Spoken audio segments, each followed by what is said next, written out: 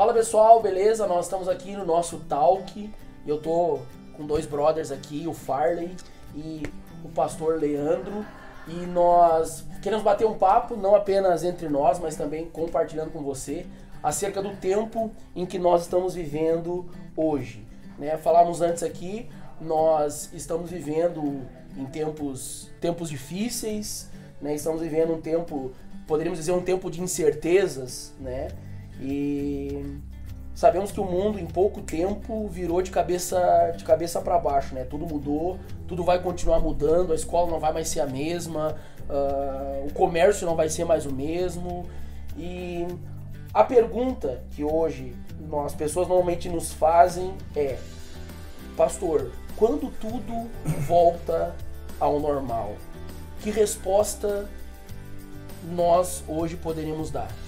Quando tudo volta ao normal, o que vocês acham? O que vocês poderiam dar como resposta?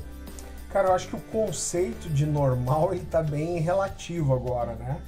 Então a gente tem uma ideia de normal do que a gente viveu até agora. Então eu acredito que vai passar essa pandemia, sim, vai passar. Agora eu acredito que a gente vai ter um novo normal, né? Então eu acho que algumas coisas mudaram e serão irreversíveis, né? Eu acho até que, a minha opinião, é prematuro a gente bater o martelo sobre algumas coisas, porque a gente consegue especular, você vê alguns sinais, mas a realidade que eu acredito é que vai ter um novo normal. E a gente está tentando entender isso. Eu acho que algumas coisas a gente vai acertar, né? O mundo sinaliza algumas coisas, mas eu acho que é um tempo de ajuste, de transformação, e a gente vai precisar entender algumas coisas no percurso para formar esse novo normal.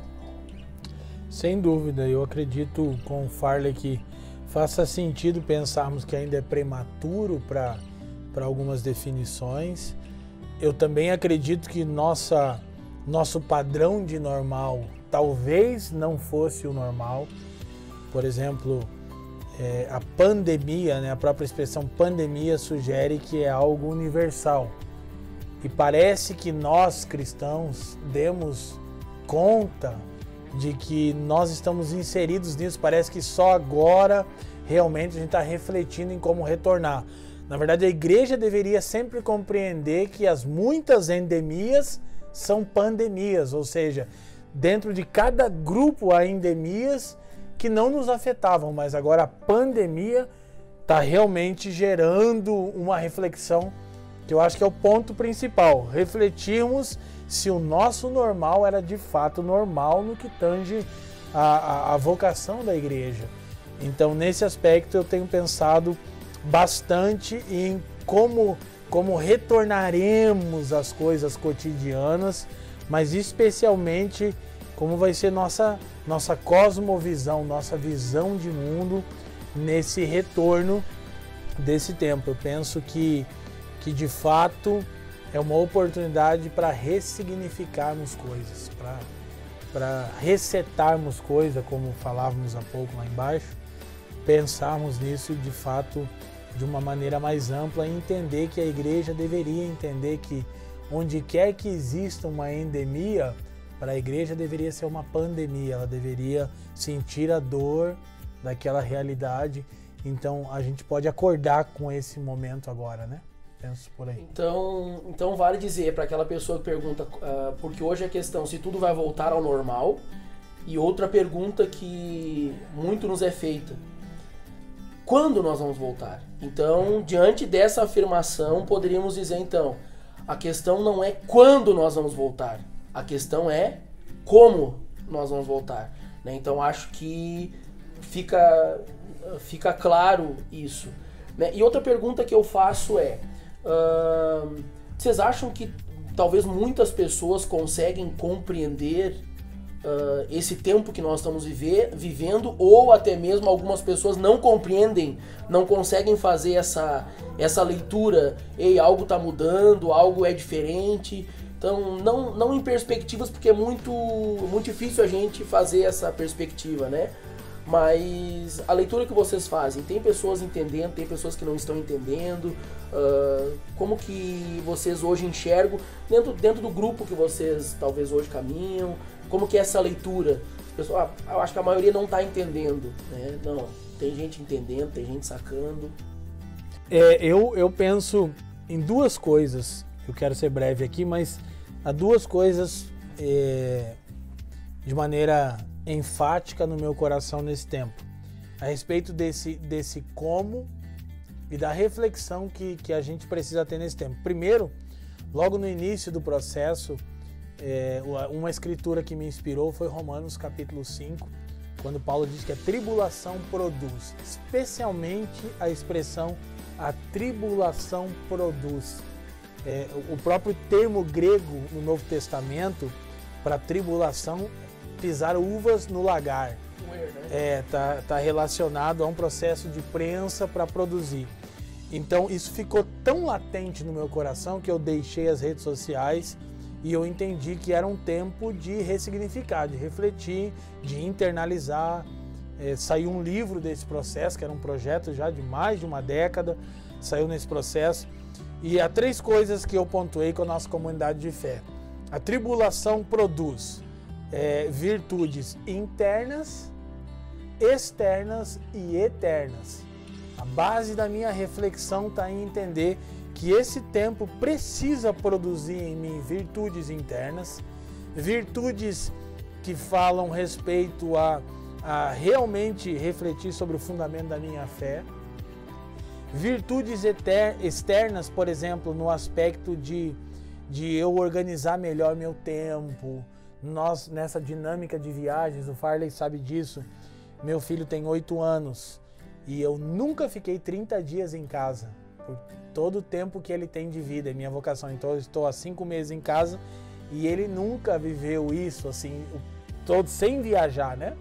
Então eu estou refletindo muito nesse tempo bem aproveitado, coisas assim que são externamente elas podem ser produzidas e aproveitadas, e eternas no aspecto que essas virtudes internas e externas são eternas, elas vão produzir uma recompensa vindoura. Então esse é um ponto de reflexão, a tribulação produz. Segundo, para mim, é um momento muito oportuno para a pregação do Evangelho, no retorno, no como. Por quê? Porque os dois principais ídolos da modernidade e da pós-modernidade, embora a pós-modernidade seja mais descrente, são tecnologia e ciência. E eu de maneira nenhuma quero ser extremamente pessimista, mas a verdade é que os dois, tecnologia, ciência e economia, né? Tecnologia e ciência estão dentro do mesmo campo. Ciência e economia. Os dois principais ídolos da nossa geração foram prostrados por um micro-organismo. Quando a gente olha para a história recente, a modernidade, a doutrina do progresso iluminista, basicamente acreditava que a ciência e a economia conduziriam o mundo à Era Dourada. As guerras mundiais provaram que eles estavam errados, mas esse discurso de progressismo aquém do Evangelho, essa expectativa, mas então agora vamos ser fatalistas? Não, eu não estou abraçando o niilismo. Uma escatologia escapista é niilista, não há sentido, não há propósito, não é isso. Eu estou dizendo que essa esperança de salvação que seja interna a partir dos homens, que não seja uma salvação transcendental, ela caiu de novo. É agora que nós deveríamos apresentar Cristo ao mundo que esperou na ciência e na economia. Os campos estão prontos. Pronto, e não falo isso com prazer, mas dentro da soberania de Deus, eu acho que esse é o tempo oportuno que talvez aí no último século não tenha havido uma oportunidade tão grande para a pregação da esperança cristã, uma esperança coerente, que dá sentido ao mundo, que dá sentido à existência, e mesmo em momentos como esse, ela nos mantém firmes, sabendo que essa salvação é transcendental, né? Vem de fora. A solução de Apocalipse, eu digo, Farley, sempre, escrevi sobre isso no livro, a solução que Apocalipse propõe para o mundo é abrir o mundo à transcendência. Ou seja, a salvação não pode vir daqui. Ela tem que vir de fora. Diferente dos filósofos gregos, né? Por aí. Farley, tu acha que a galera tem feito isso, ou a galera tá mais focada nessa questão quando voltar ao meu normal, essa avaliação, a galera tá conseguindo fazer essa avaliação, principalmente essa geração? Cara, eu acho que é difícil você generalizar, né? Uhum. Eu estava conversando com a minha esposa já no começo da pandemia, eu tenho falado muito isso. Uma convicção que a gente tem é que um dos resultados dessa pandemia vai ser um número muito grande de pessoas com depressão e síndrome de pânico. Isso assim, sem dúvida nenhuma. É claro que o que depende de quem vai voltar avivado e sedento para corresponder ao que Deus vai trazer nesses últimos dias, né, nesses novos dias, ou o cara que vai voltar arrebentado, é o depósito que o cara está fazendo. Essa é uma oportunidade como poucas. Então eu digo para você, quando essa pandemia entrou, eu falei, olha, eu não escolhi, ninguém escolheu entrar. Agora eu posso escolher como sair. E eu tomei a decisão de sair dela melhor do que eu entrei. Então eu falei, eu não escolhi entrar, mas eu vou escolher como sair. Então esse tem sido um tempo para mim, como o Leandro falou aqui, muito precioso com a família, com as pessoas que eu discipulo, na minha vida devocional, de leitura, no depósito de Deus que eu tenho feito. Agora, aquele crente que está enchendo a cabeça com Netflix, com série, esse cara vai voltar arrebentado, né?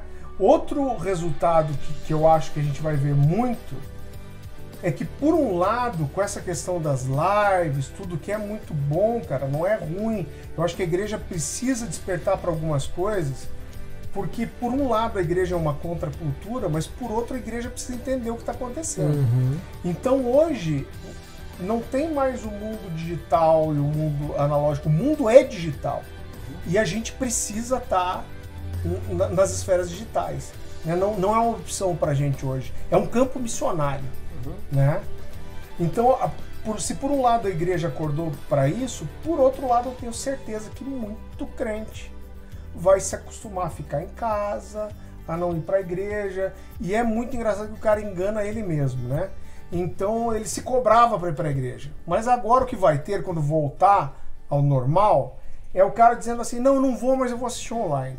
Aí o cara fica em casa, mas acaba não assistindo online vai também. Vai ficar gravado. Não, mas eu assisto depois. Mas o cara tá, na verdade, se enganando. Então o crente que tava meia roda, esse cara vai se entregar de vez, esse cara vai entrar nesse ciclo. Eu não tenho dúvida nenhuma que boa parte da igreja não volta depois da pandemia.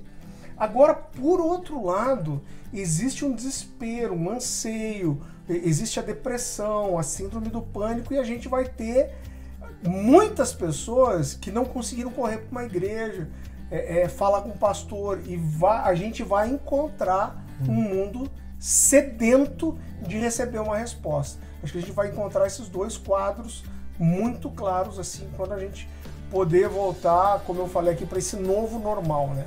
Top. Muito bom. Então, assim, para nós se torna muito claro que é um caminho praticamente sem volta. A igreja está entrando num novo tempo, num novo ciclo, lógico, sempre firmada na fé, no amor de Cristo, mas precisa fazer essa digestão e entender para onde o Espírito está nos levando. Falando nessa perspectiva, como entender, inclusive antes nós batimos um papo aqui nos bastidores, né, sobre a questão da comunhão. Porque assim, a galera entende que comunhão a partir do ponto ajuntamento, né? A comunhão para mim é igual a aglomeração. E biblicamente comunhão vai além, né? É ter algo em comum, é compartilhar. Como manter essa comunhão viva e ativa nesse tempo onde não é possível aglomeração, ou que a gente não sabe quando retorna ao normal. Quais seriam os conselhos? Cara, te mantenha em comunhão a partir dessa perspectiva. Eu penso que a igreja é expert nisso, né? A igreja, de fato. Como o Farley está pontuando, eu também acredito que esse tempo ele vai ser um medidor, um aferidor para testar a convicção dos crentes. Então, assim, quando Paulo escreve aos Filipenses, eu particularmente tenho um apreço a Filipenses capítulo 2, uma das perguntas que ele faz é a seguinte: há entre vocês entranháveis afetos? Filipenses capítulo 2.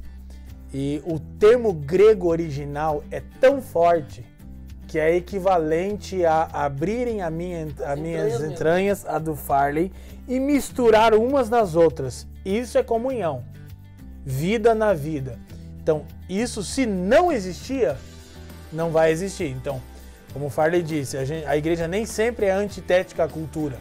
Então, a gente precisa entender as plataformas digitais, etc, etc, isso tudo, mas não é possível ter comunhão. Eu já problematizaria um pouco mais do que o Farley falou, porque eu já não consigo acreditar na expectação, no cara que só assiste. Eu não estou falando que, obviamente, é o valor intrínseco de estar na reunião, na liturgia, mas aí você está perguntando de comunhão, está excedendo. Então, a reunião pública da igreja, a liturgia, os sacramentos, tudo isso deve ocorrer de acordo com a própria Escritura, sem dúvida. A comunhão, ela transcende o encontro público. Ela é o misturar da vida dos santos no dia a dia. Ou seja, a primeira questão é o camarada entender essa diferença. Exatamente. Pra partir daqui e pra frente. Então, assim, na verdade, nós, como comunidade de fé, aperfeiçoamos a nossa comunhão. Porque já é muito comum e é do gosto dos irmãos entre nós estarmos na casa uns dos outros. Como hoje eu estou tendo um dia aqui de fraternidade com o Farley e com vocês. Então isso potencializou, porque sem a responsabilidade de programações mais pesadas com a dinâmica da igreja, aliviou um pouco para estarmos mais juntos. Então, na verdade, a gente vai ter que repensar a comunhão. Agora, o cara que já não tinha... Ou ele vai romper mesmo esse ciclo de passividade, vai procurar a comunhão, vida na vida, e vai fazer bom uso ali da mídia e poder, assim, para mim, a gente tem produzido as mensagens e tal, mas eu mesmo acho muito difícil de assistir, assim. Eu sou do toque, eu gosto da interação, eu gosto daquele ambiente. Eu sou neto de assembleiano, né?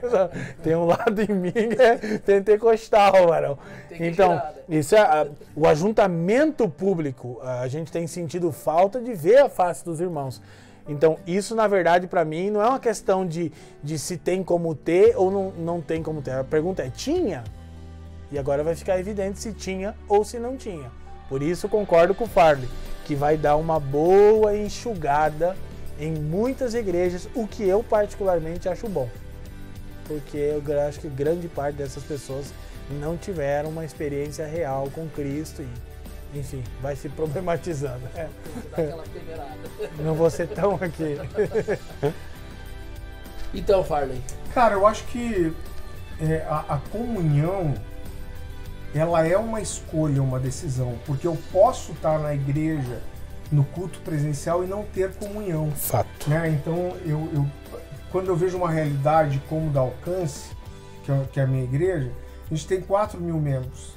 Então, para o cara chegar, sentar na última fileira, bater palma, bater o cartão, entregar o dízimo e ir embora, cara, isso acontece muito, é muito fácil numa igreja grande.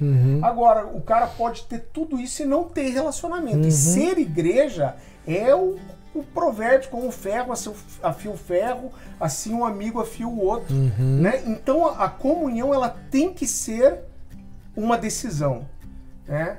Então eu acho que mesmo a gente com todas essas restrições, quando você decide manter a comunhão, você mantém. Fato que a gente está aqui, né? Ainda não, a gente não pode se reunir com muitas pessoas, mas eu posso me reunir com você um dia, sim, com você outro. Então existe uma decisão. Exatamente. E, poxa, você tem familiar, você muda de cidade, você não quebra a comunhão por causa disso.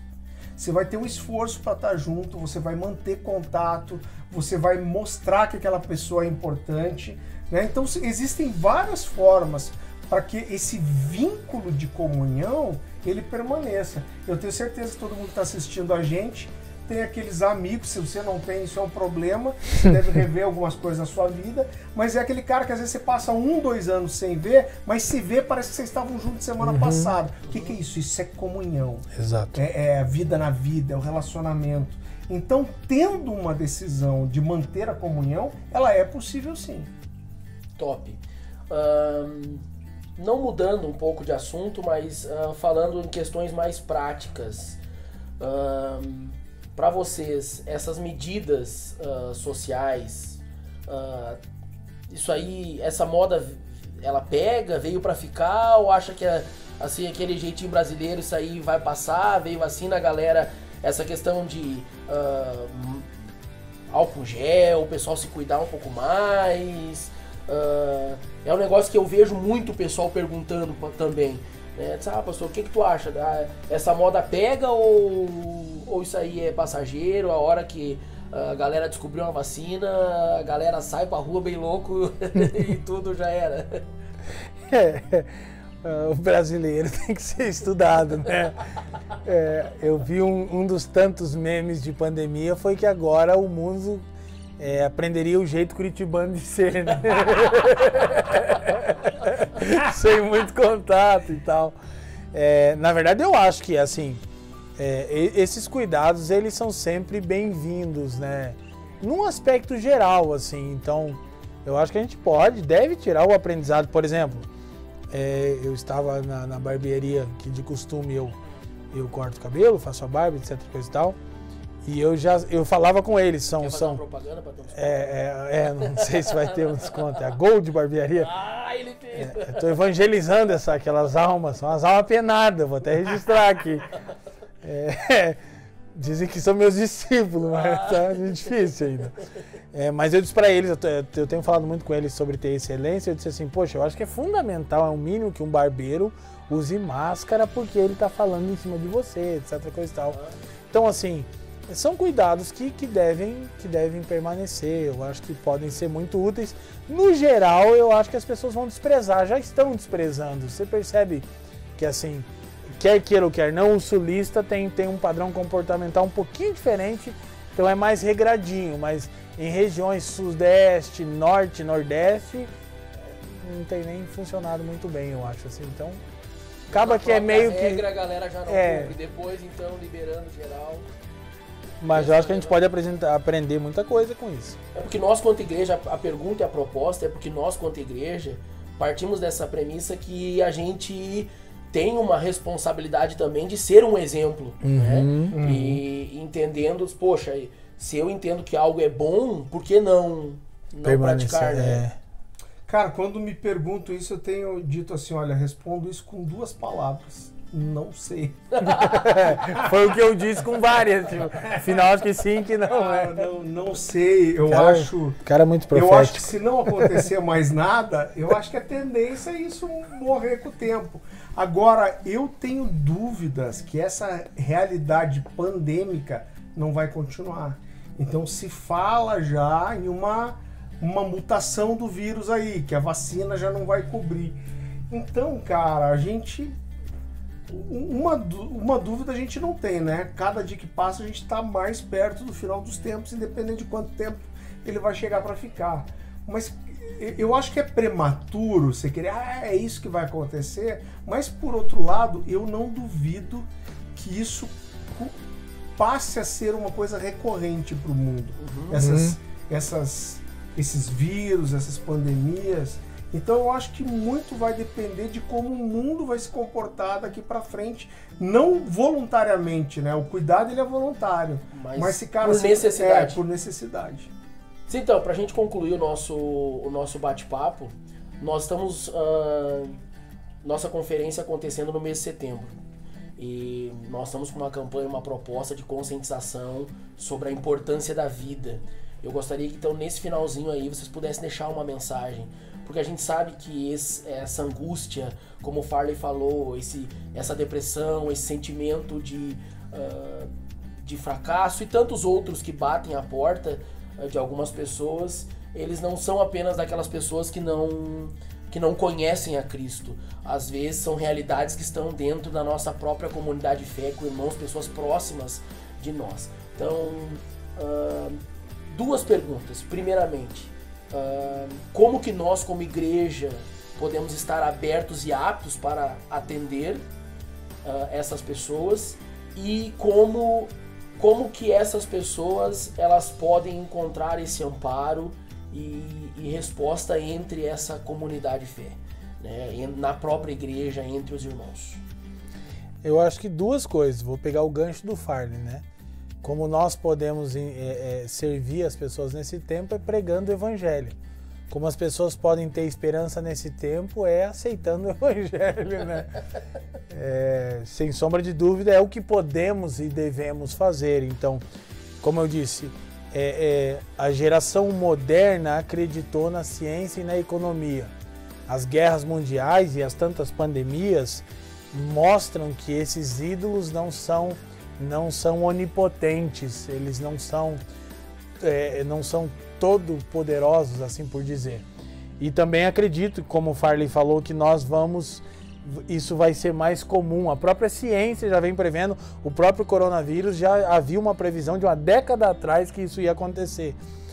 Então não é uma coisa que talvez passe essa, podemos ter outras. Por isso eu acredito num novo normal, não a respeito do coronavírus, mas de uma dinâmica de mundo. O mundo globalizado, ele viabiliza tudo, inclusive vírus, né? As coisas boas e as coisas ruins.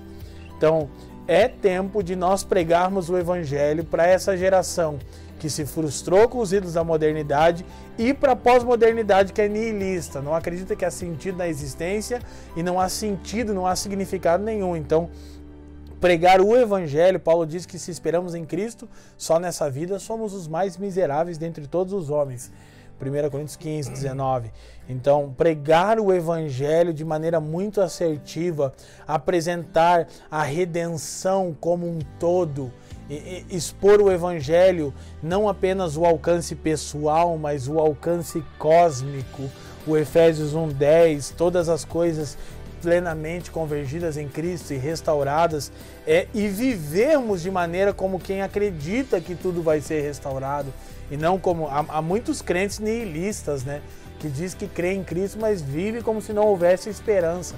Então isso para mim é fundamental, esse resgate do evangelho na sua totalidade, e como nós podemos ajudar e nos preparar para as pessoas, né?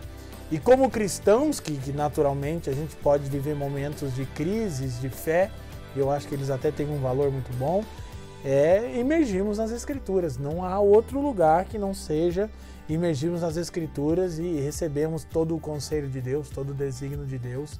E volto a dizer, eu acredito que é um tempo muito oportuno para isso. Cara, isso aí, eu acho que em primeiro lugar a igreja ela precisa ter uma consciência de que nós vamos receber muitas pessoas assim, sejam os não crentes ou mesmo o povo que estava dentro da igreja, né? E como ele falou, cara, a resposta é Jesus. Se está faltando alguma coisa, é porque esse cara não está buscando na fonte, né? Eu acredito que a igreja vai precisar ser intencional. E quanto mais, independente do tamanho da igreja, você puder se preparar para isso e preparar as pessoas, né? Então eu acho que a gente não pode espiritualizar tudo. Então vão ter questões que às vezes são químicas, que precisa entrar um remédio, né? Mas, cara, a maior solução é ajudar essas pessoas a mergulharem em Deus. Todo o problema ele vai cair nisso. A gente sabe que não é porque alguém tem Jesus também que ela não está sujeita a algumas coisas. Então você está firme em Deus não significa que você não vá passar por tribulações. Sem dúvida. Mas você vai corresponder a isso de uma forma totalmente diferente. E com certeza você não vai chegar a alguns níveis que essas pessoas vão chegar, que são arrebentadas, que são... Então, cara, a Bíblia fala do choro, mas o choro do crente dura uma noite, né? Então ele tem um ciclo, né? O deserto, ele não é para você montar a barraca e morar, ele é para ser atravessado. Então, a gente precisa, com certeza, estar pronto para receber essas pessoas, né? Precisamos ajudá-las com orientações práticas. Cara, principalmente uma coisa que eu acho que fosse uma das coisas mais importantes para a gente falar na igreja sempre, é levar as pessoas a entenderem que não existe uma vida cristã genuína sem vida devocional. Então a gente tem que se encher de Deus, porque quando as situações nos apertarem, nos espremerem, o que vai saltar para fora é o depósito que você fez. Eu estava falando, estava perdendo esse final de semana em Maringá, estava falando isso. Você está se enchendo de série, de Netflix. Cara, quando as situações apertarem você, é só isso que vai pular para fora. Agora, se você se encher de Deus, da palavra, do evangelho, da verdade, cara, pode espremer que o que vai sair é coisa boa. Uma mensagem para essa geração. Voltemos ao evangelho. Cara, o que mais que eu vou falar isso? Voltemos ao evangelho. Voltemos ao evangelho. Amém.